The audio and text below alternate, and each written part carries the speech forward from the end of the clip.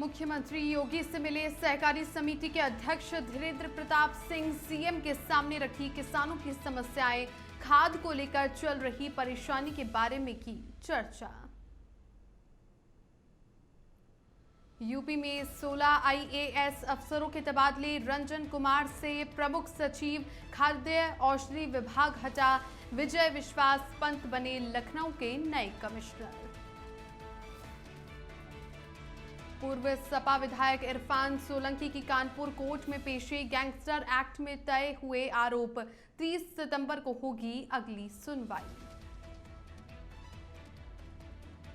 मथुरा में आयुक्त के निर्देश पर नगर निगम की बड़ी कार्रवाई। भूमाफियाओं के कब्जे से करीब 3 बीघा जमीन कराई मुक्त। करीब 10 करोड़ रुपए बताई जा रही भूमि की कीमत।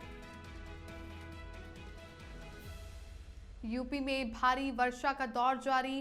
प्रदेश में 19 सितंबर तक लगातार बारिश की संभावना। मौसम विभाग ने जारी किया अलर्ट।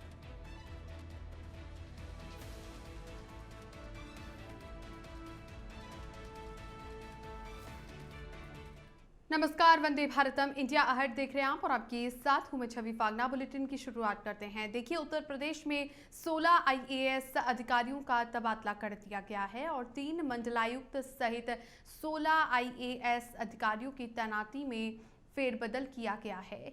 प्रयागराज के मंडलायुक्त विजय विश्वास पंत को लखनऊ का मंडलायुक्त बनाया गया है, तो वहीं बरेली की मंडलायुक्त सौम्या अग्रवाल को अब प्रयागराज के मंडलायुक्त की जिम्मेदारी दी गई है। पर्यावरण, वन एवं जलवायु परिवर्तन विभाग की सचिव अनामिका सिंह बरेली की मंडलायुक्त बनाई गई है। महानिदेशक चिकित्सा शिक्षा किंजल सिंह को परिवहन आयुक्त बनाया गया है, तो वहीं परिवहन आयुक्त पद पर तैनात ब्रजेश नारायण सिंह सामान्य प्रशासन विभाग के सचिव बनाए गए हैं। वे इसी महीने 30 को सेवानिवृत्त हो रहे हैं। साथ ही रंजन कुमार से प्रमुख सचिव खाद्य सुरक्षा एवं औषधि प्रशासन विभाग का अतिरिक्त प्रभार वापस ले लिया गया है।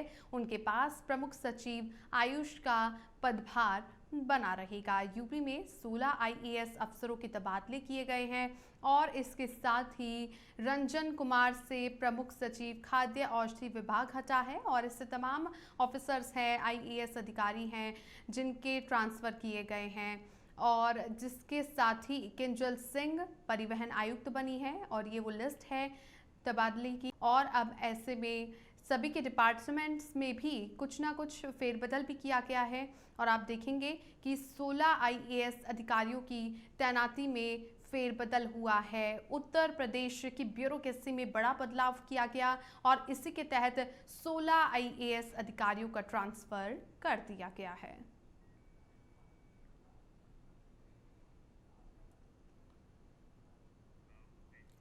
हमीरपुर जिले में किसानों को खाद की भारी किल्लत से राहत दिलाने के लिए सहकारी समिति के अध्यक्ष धीरेन्द्र प्रताप सिंह उर्फ भोलू ने मुख्यमंत्री से मुलाकात की। उन्होंने किसानों को हो रही खाद की समस्या को लेकर विस्तार से चर्चा की, जिस पर मुख्यमंत्री ने तत्काल ही कृषि मंत्री, सहकारिता मंत्री और प्रमुख सचिव को निर्देश दिए कि प्रदेश भर में किसानों को पर्याप्त मात्रा में खाद उपलब्ध करवाई जाए।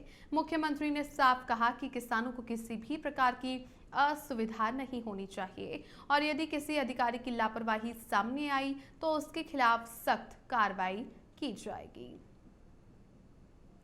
तो ये मुख्यमंत्री से मुलाकात की तस्वीरें हैं। हमीरपुर जिले में किसानों को खाद की भारी किल्लत हो रही है और इसी किसानों की जो खाद की किल्लत है, इसी से राहत दिलाने के लिए सहकारी समिति के अध्यक्ष धीरेन्द्र प्रताप सिंह, जिन्हें भोलू कहा जाता है, उन्होंने मुख्यमंत्री से मुलाकात की है। सीएम योगी आदित्यनाथ से उन्होंने मुलाकात की।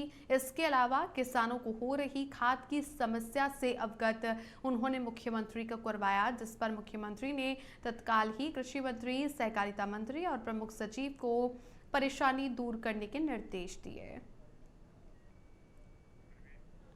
अधिक जानकारी के लिए सहयोगी प्रवीण जुड़ चुके हैं। प्रवीण, मुख्यमंत्री से मुलाकात की है। हमीरपुर जिले में जिस प्रकार से किसानों को खाद की भारी किल्लत हो रही है, इसी से राहत दिलाने के लिए सहकारी समिति के अध्यक्ष सामने आए हैं और किसानों की समस्याएं लेकर के वो मुख्यमंत्री के पास पहुंचे।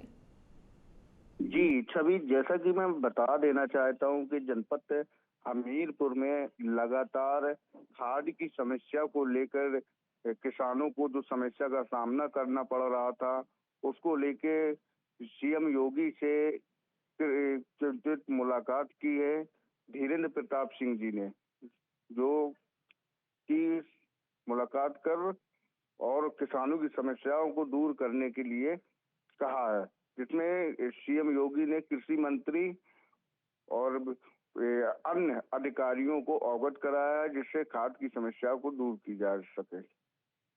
ठीक है, बहुत शुक्रिया प्रवीण आपका तमाम जानकारियाँ साझा करने के लिए। किसानों को जो खाद की समस्याएं हो रही हैं, अब तमाम समस्याओं को दूर करने के लिए मुख्यमंत्री से मुलाकात की और इसके अलावा मुलाकात करने के दौरान आप देखेंगे कि धीरेन्द्र प्रताप सिंह हैं, उन्होंने तमाम जो समस्याएं हैं वो सीएम के समक्ष रखी और इसी समस्याओं को सुनकर के मुख्यमंत्री ने कृषि मंत्री से भी बातचीत की है और किसानों को जो खाद की समस्या हो रही है इससे जल्द से जल्द दूर किया जाए, अधिकारियों को भी त्वरित निर्देश मुख्यमंत्री योगी आदित्यनाथ ने दिए।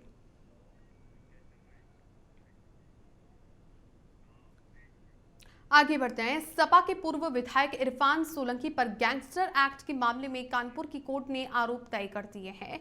अगली सुनवाई 30 सितंबर को होगी और इस दिन सरकार की ओर से पहला गवाह पेश किया जाएगा।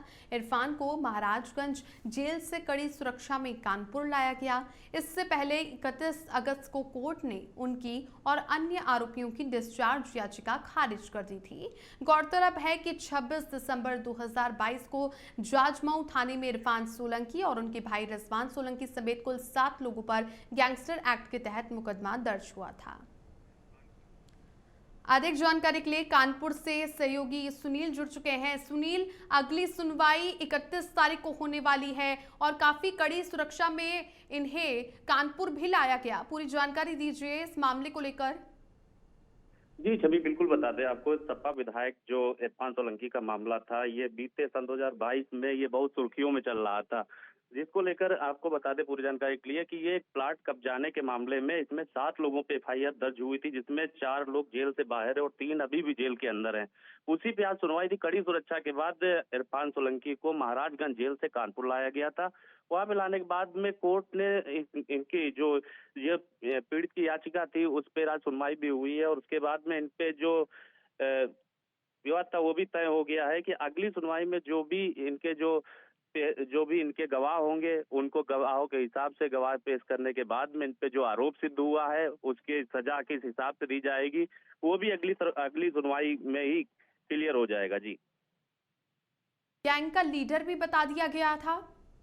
जी बिल्कुल आपको बता दें, ये सपा से विधायक थे। इसमें 7 लोगों पे आरोप सिद्ध हुए थे। इनको जो इरफान सोलंकी है, इनके ऊपर गैंग लीडर भी बताया गया था। गैंगस्टर एक्ट में इनके ऊपर कार्रवाई हुई थी, जिसमें 7 लोग जेल गए थे, मगर उसमें 4 लोग जो बाहर आ चुके, 3 लोग अभी भी जेल में हैं और इरफान सोलंकी वो महाराजगंज जेल में थे। बाकी जो 2 आरोपी हैं वो कानपुर में थे। तो जानकारी के लिए आपको बता दें कि ये आज जिस हिसाब से इनकी पेशी हुई थी और कोर्ट इनके ऊपर आरोप भी सिद्ध हो गया है।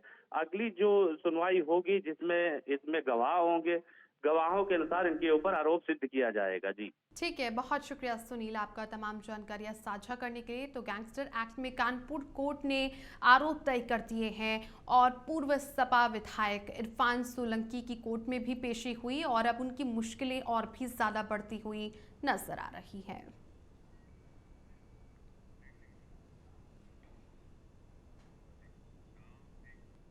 ब्रेक के बाद आपका स्वागत है। चलिए आगे बढ़ते हैं। देखिए, यूपी में भारी वर्षा का दौर जारी है और प्रदेश में 19 सितंबर तक लगातार बारिश की संभावना है। मौसम विभाग ने अलर्ट भी जारी कर दिया है भारी बारिश के दौर को देखते हुए और 19 सितंबर तक भारी बारिश की संभावना यूपी में जताई जा रही है। इसी को देखते हुए प्रदेश में 19 सितंबर तक लगातार बारिश की संभावनाएं उत्तर प्रदेश में बनी हुई है। इसी को देखते हुए मौसम विभाग की ओर से अलर्ट यूपी में जारी कर दिया गया है। 19 सितंबर तक भारी बारिश की संभावना मौसम विभाग की ओर से उत्तर प्रदेश में जताई जा रही है।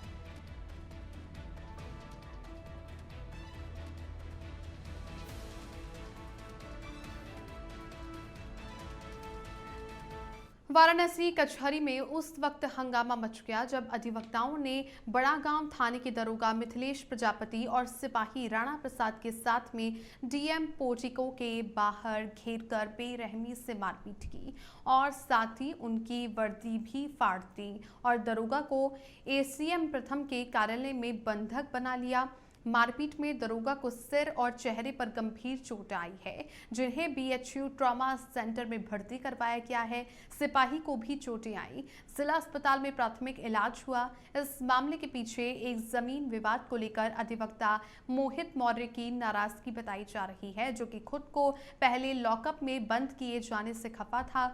घटना के बाद में डीएम, पुलिस अधिकारी और पीएससी बल के साथ कचहरी पहुंच करके स्थिति संभाली। दरोगा की जान मुश्किल से बची है और पुलिस ने 10 नामजद और 50 अज्ञात वकीलों के खिलाफ एफआईआर दर्ज कर मामले की जांच पड़ताल करनी शुरू कर दी है।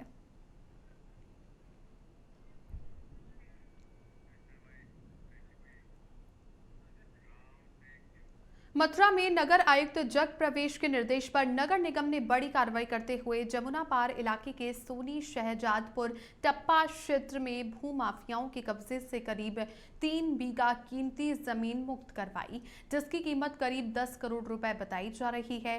और ये जमीन श्रीजी कुंज और आनंदपुरम कॉलोनी के पास स्थित है, जहां पर भूमाफिया खेती करके कब्जा जमाकर आगे प्लांटिंग की तैयारी में थे। स्थानीय लोगों की शिकायत पर विधायक श्रीकांत शर्मा ने नगर आयुक्त को पत्र लिखकर कार्रवाई की मांग की थी।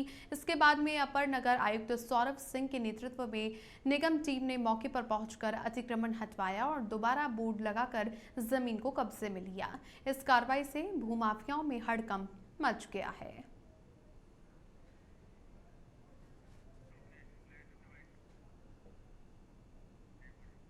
आज जन सुनवाई में नगर आयुक्त महोदय को दी गई एक शिकायत के क्रम में आदरणीय नगर आयुक्त महोदय के निर्देश के क्रम में शहजादपुर टप्पा सुनई में जो कई सरकारी नंबर थे, जहां पूर्व में भी एक बोर्ड हमारी जो नगर निगम की जो संपत्ति के जो बोर्ड लगाए जाते हैं वो लगाए गए थे, उनको उखाड़ कर कुछ लोगों के द्वारा कब्जा किया गया था और वहाँ पर जुताई और कृषि कार्य किया जा रहा था। जैसे क्रम में शिकायत पर जांच की गई, जांच में ये पाया गया कि अवैध अतिक्रमण किया गया था। उस पर हमारी ईटीएफ, जिसमें हमारे पूरी ईटीएफ की टीम के लोग, हमारे राजस्व संरक्षक और स्वयं मेरे द्वारा यहाँ पर जांच करने के उपरांत जो भी अवैध कब्जा पाया गया उसको अतिक्रमण मुक्त कराया गया है। बागपत की खेड़ा इस्लामपुर गांव की 16 महीने से विवादित चल रही सरकारी दस्ते गल्ले की दुकान का प्रशासनिक अधिकारियों ने आवंटित कर दिया है। खेड़ा इस्लामपुर में प्रशासन ने गांव की चौपाल में बैठकर के चुनाव करवाया, जिसमें समूह के लाभार्थियों का आवेदन निरस्त हुआ।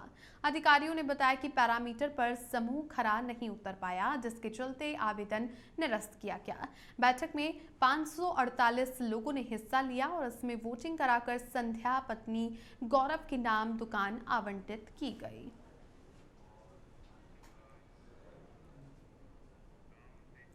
जालौन के उरई कोतवाली क्षेत्र में रोडवेज बस स्टैंड पर एक युवक की दबंगई का नाराज देखने को मिला। जब साइड न मिलने से नाराज होकर के उसने अपनी बुलेट बाइक चलती रोडवेज बस के आगे खड़ी कर दी। इसमें सड़क पर लंबा जाम लग गया और आधे घंटे तक अफरा तफरी का माहौल बना रहा। मौके पर पहुंची ट्रैफिक पुलिस ने जब युवक को समझाने की कोशिश की तो वो नहीं माना।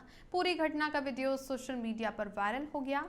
हालांकि इंडिया अहेड इस वायरल वीडियो की पुष्टि नहीं करता।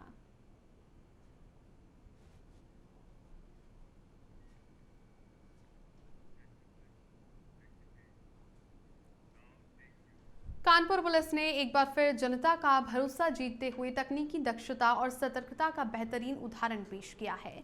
पुलिस कमिश्नरेट पश्चिम जोन की सर्विलांस टीम ने 100 खोए हुए मोबाइल फोन बरामद कर उनके असली मालिकों को लौटा दिए, जिनकी कुल कीमत 20 लाख रुपए बताई जा रही है। ये कार्य पुलिस आयुक्त के मार्गदर्शन और पुलिस उपायुक्त पश्चिम दिनेश त्रिपाठी के निर्देशन में किया गया।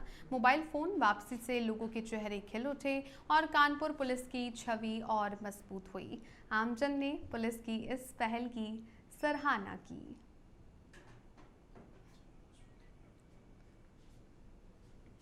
तो आप देखिए कि 100 खोए हुए मोबाइल फोन बरामद किए पुलिस ने और इन मोबाइलों को असली मालिकों तक भी पहुंचाए। 20 लाख रुपए से ज्यादा कीमत इन मोबाइल्स की बताई जा रही है।